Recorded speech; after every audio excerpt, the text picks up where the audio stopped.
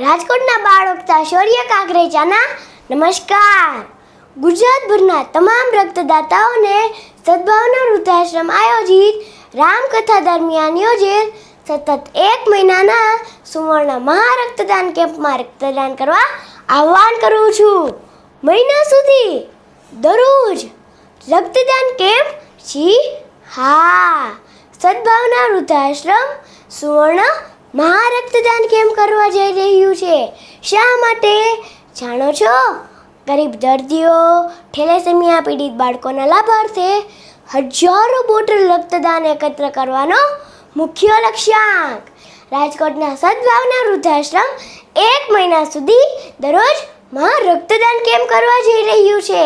સમગ્રપણે ગુજરાતની તમામ સિવિલ હોસ્પિટલના ગરીબ દર્દીઓ, થેલેસેમિયા પીડિત બાળકોના લાભાર્થે 25,000થી વધુ રક્ત બોટલ એકત્ર કરવાનો લક્ષ્યાંક રાખવામાં આવ્યો છે. 1 નવેમ્બરથી રાજકોટ અને રાજકોટની આસપાસના અલગ અલગ વિસ્તારો, કોલેજો વગેરે સ્થળોએ રક્તદાન કેમ્પ યોજાશે. ગુજરાતની તમામ સિવિલ હોસ્પિટલ બ્લડ બેંકને આમંત્રણ આપી તેમની રક્તદાન કેમ્પથી જોડી છલકાવવાનો નમ્ર પ્રયાસ છે. ગુજરાતની તમામ સિવિલ હોસ્પિટલના ગરીબ દર્દીઓ, થેલેસેમિયા પીડિત બાળકો માટે નિઃશુલ્ક લોહી મળી રહે તે માટે સદભાવના વૃદ્ધાશ્રમ દ્વારા આ અનોખી સેવા કરવામાં આવશે. રક્તદાન કરી અમૂલ્ય માનવ જિંદગીઓને તેમજ થેલેસેમિયા પીડિત બાળકોના જીવનને બચાવવા નિમિત્ત બનવા માટે સૌને અપીલ કરાઈ છે.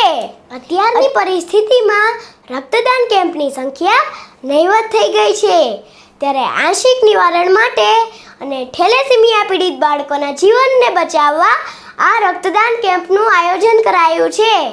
જે રક્તદાતાઓ નિયમિત ત્રિમાસિક રક્તદાન કરતા હોય અને તેમને 1 નવેમ્બરથી 30મી નવેમ્બર દરમિયાન રક્તદાન કરવાનો સમય થતો હોય તો તેમને ખાસ આ કેમ્પમાં રક્તદાન કરવા પધારવા અપીલ કરવામાં આવે છે.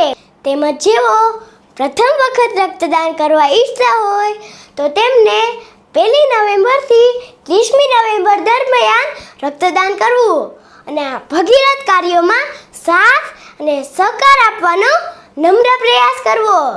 આપનો સાથ, સહકાર અને સહયોગ મળશે તેવી આશા સાથે સદભાવના વૃદ્ધાશ્રમ પરિવારના જય સિયારામ.